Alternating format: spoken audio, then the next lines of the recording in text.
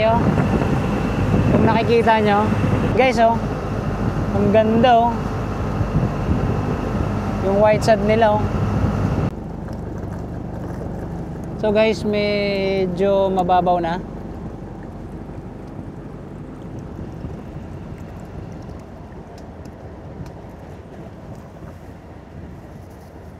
Uy, grabe, oh, white sand na, oh. Hanggang dito.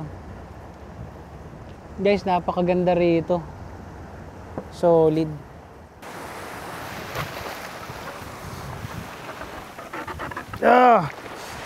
So guys, andito na kami sa Kalangaman Island. Guys, sulit. So yun guys, kakatapos lang namin kumain. So guys, maya maya iikutin natin ng Kalangaman Island, kung saan kasama natin si Marco the Great at Wang Boy. So si Wang Boy guys, nandun siya sa CR. Nag-CR muna siya. So guys, kung makikita nyo, ang ganda rito. Grabe. Ayan, oh. Grabe dito guys. Antindi. Wala akong masabi. Tas tatry natin lakarin guys, papunta ron sa dulo mamaya. Pero babalik din tayo. So pwede raw maligo dito sa magkabilang gilid lang. Doon sa dulo. Doon, tsaka doon sa kabila. Bawal kasi masyado daw malakas yung current. Tignan mo yung tubig doon. Oh, nagsasalpukan yung mga tubig doon, oh. Oh, amo kasi ito. Bawal dida. So ikaw, kung tatanungin ka, anong masasabi mo rito sa Kalangaman Island? Maganda, pwede na. Kung i-rate mo siya, ilan? Kung bibigyan akong pera. Hindi. Gag. Oh. Kung i-rate mo siya 1 to 10, ilan sa kanya kung gano'n siya kaganda? 10 na. 10? Oh, pwede na to. Ano pwede na? Pag may jowa ko, 10 na to. Overnight. Baka gusto nyo overnight. Sige, punta kayo dito. Langoy lang kayo dito. Guys, ang ganda. White sand talaga dito. Ayan, guys. Nagpakita na ang haring araw. So, yung cottage namin is nandito. Ayan, guys. Oh. So, guys, madulas daw dito. Nasugat? Tusok? Natusok, Wang? Guys, si Marco guys natusok yung paa niya. So, wala kasing tsinelas. Ayan. Guys, pasensya na ha. Kasi nagpunta kami dito, hindi kami handa. Pero kung tutuusin, ito talaga yung totoong adventure. Kay Wang, oh, mga ano. Kind, guys. Kind to ng starfish, oh. Yung makikita nyo na ganyan. Starfish yan, guys. Galamayan ng starfish. Eh no, ang lalaki, oh.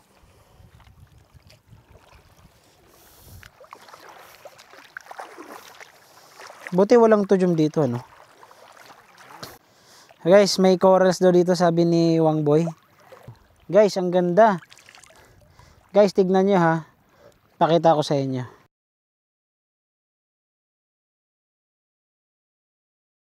Yan guys, oh. Yan. Wala guys, ang daming isda. Guys, may mga isda sa ilalim kung makikita nyo.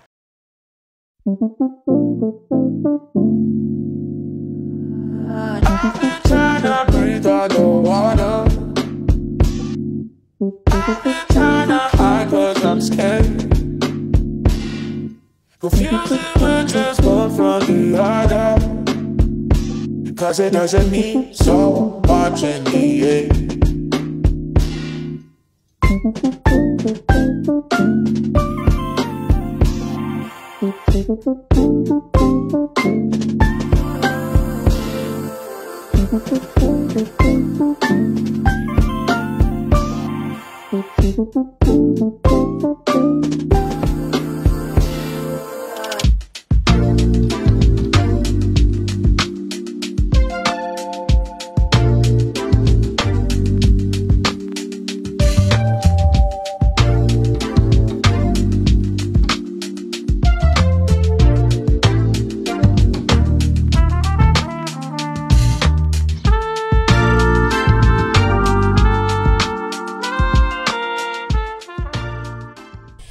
So guys, it's time naman para ikutin natin ang palibot ng buong Kalanggaman. At as you can see, nakaligo kami, nakapagbabad kami ng konti. At guys, kung mapapansin nyo rin, yung dun sa ilalim ng dagat, so nakakuha ako ng footage na konti lang naman. Na may mga corals, may mga halaman dagat, may mga isda. So ito yung itsura dito sa kabilang side, ano. Iikutin namin to actually, paikot. Dito is parang Sabi nga ni Marco kanina, kung i-rate niya daw to 100% para sa kanya. Para sa akin hindi pa sapat. hindi. Para sa akin na 200 ganyan. Hindi naman yung problem. Kasi yung ano. So yun guys, iikutin namin ng Kalanggaman. So guys, oh, may tama ba? Kabibi ang tawag dito. Kabibi ano? Guys, oh, may kabibi oh na naka-open. Yung laman yan guys, perlas. So ito guys, tutur ko lang kayo based sa nakikita ko.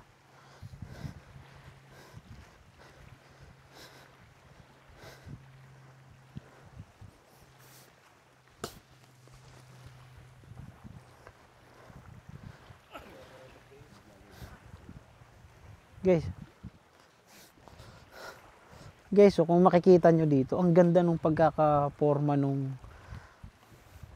bato. Parang sinadya, no? No? Parang Una ko nga nin, parang semento na pile hollow blocks na itinumba doon. una ko nga nin kuwan. Mga tikang bakar sa adag. Oo, tinambak ka, no? Guys, ang ganda, oh. Para siyang sinadya.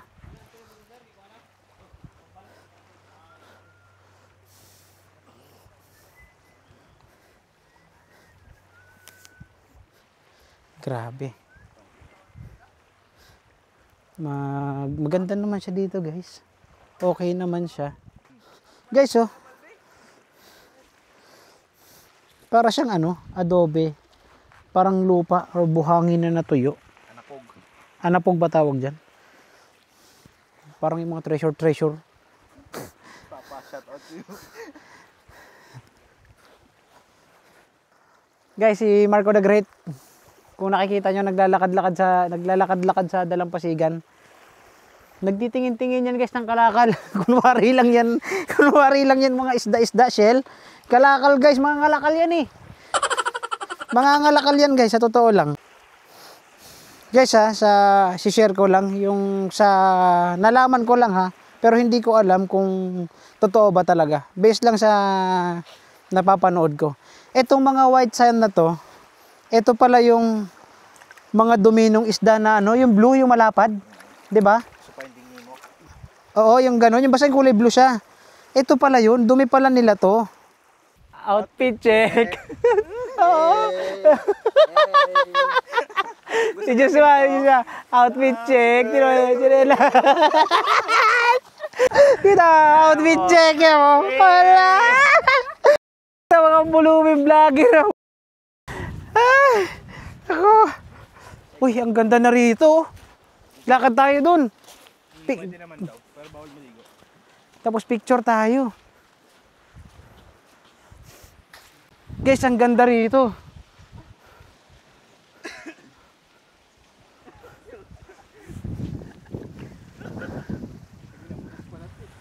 Guys, solid dito guys, oh. Ang ganda. Oo. Grabe. 'Di ba guys, apakatindi.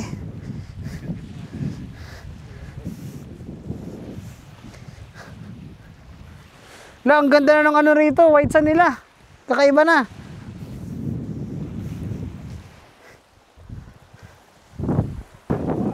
Ito, guys, oh. Corals na napadpad dito sa gilid. Oh, di ba? Oh. Ang ganda, puting-puti ano?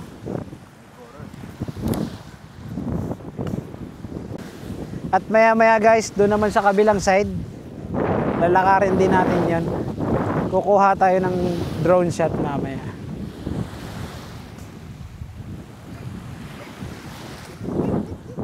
Actually guys, first time ko lang makapunta rito sa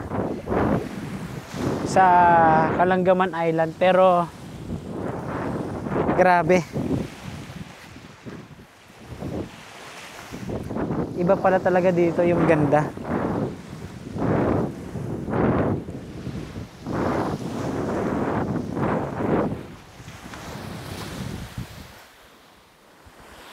Tingnan guys, oh. Solid. Yan, oh. Woo!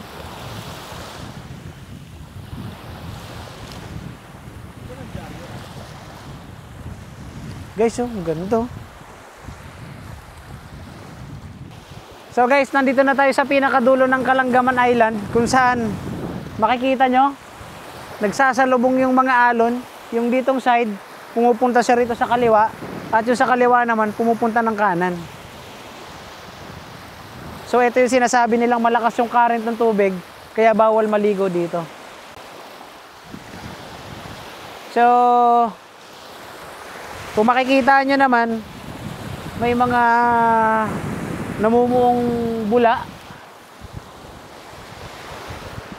May namumuong bula dito sa part na to, dahil yata siguro to sa mga ito sa nagagawa ng alon na to. Pero based dun sa napanood ko kagabi, nakalimutan ko na kasi kung anong sabi niya eh. Parang chemical reaction, parang ganun yung nangyayari. So yun guys, narating na namin yung kabilang dulo. So doon naman kami sa kabilang side. Doon naman kami sa kabilang side pupunta para makita namin kung ano yung meron doon.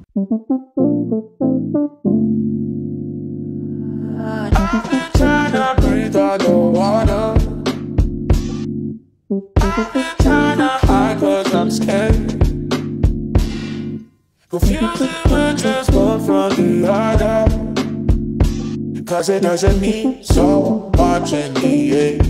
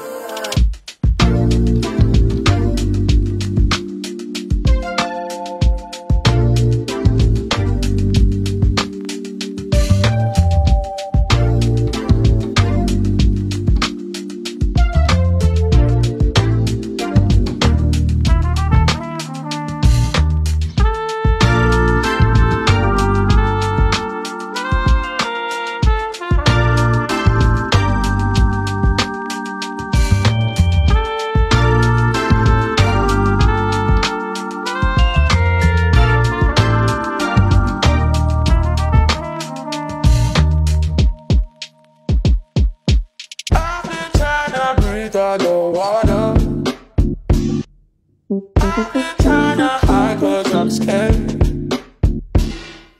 Confusing when just one from the other. 'Cause it doesn't mean so much in the end.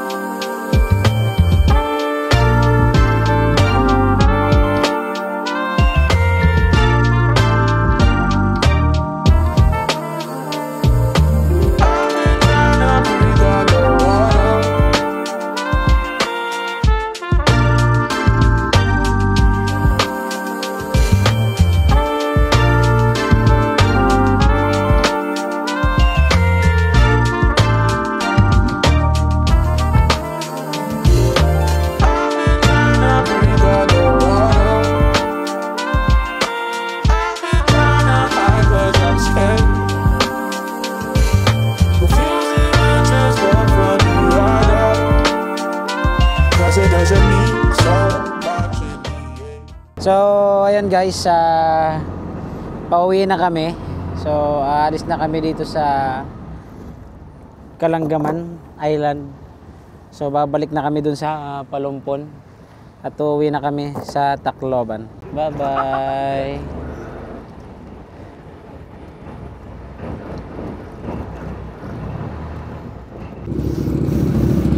So guys, pauwi na kami, no. Galing na kaming Kalanggaman at kakarating lang namin dito sa Palumpon. So babiyahe na kami pauwi. So sir, thank you po. Bye bye.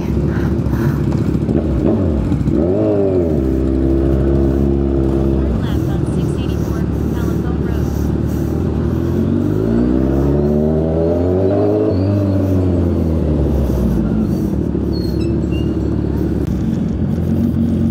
So grabe guys, ano, sobrang solid dun sa Kalanggaman Island. So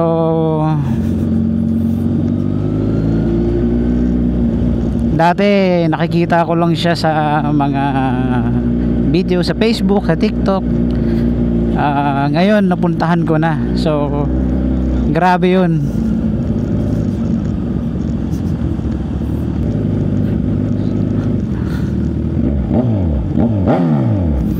Nga pala guys, maraming salamat dun sa sinakyan namin. At nakalimutan kong magpasalamat kanina guys.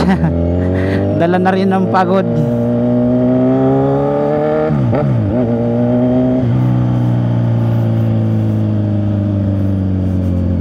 Continue straight.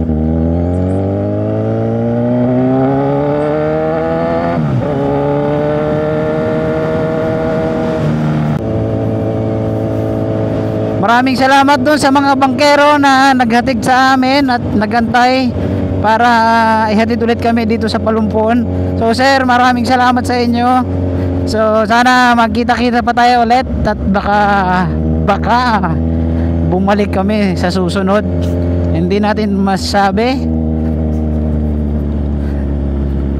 Sobrang solid doon guys, napakatindi.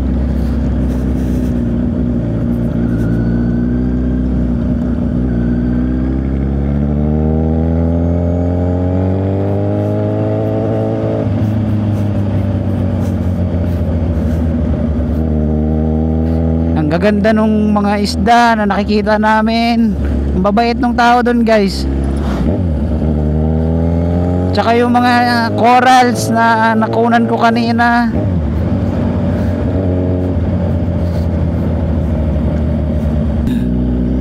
Sa lahat nga pala ng bumubuo ng staff dun sa Kalanggaman, sobrang salamat po ng marami sa inyo. At napakaganda ng inyong Kalanggaman Island. Sana guys, suportahan natin yung mga ganitong lugar.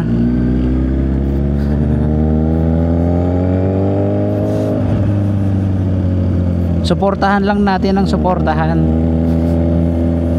Tumulong lang tayo ng tumulong kasi bawat may dumadayo na turista or kapwa natin Pilipino, natutulungan natin sila.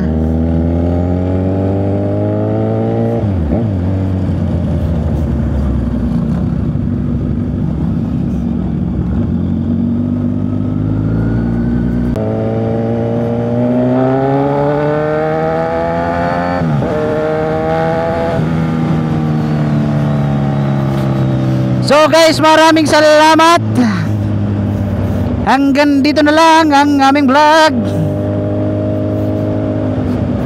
Salamat sa lahat ng nanood at lahat ng manonood pa. Sana guys, uulitin ko, sana suportahan natin yung mga ganitong lugar sa atin. So maganda guys.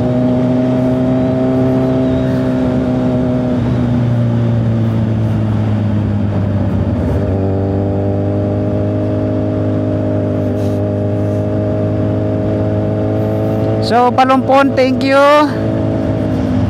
At mga taga Palumpon, maraming salamat. Sa mga taga Kalanggaman or sa Kalanggaman mismo, thank you. Lalo na syempre dun sa taas, Lord, thank you. Dahil hindi mo kami pinabayaan. At pinakita mo sa amin yung ganda ng mundo, kung paano mo nilikha. Kaya sana alagaan natin. So yan lang. So guys, hanggang dito lang ang aming video. Hindi ko na pahabain pa. Kami ay magpapaalam na. See you next vlog. X Moto. Peace out.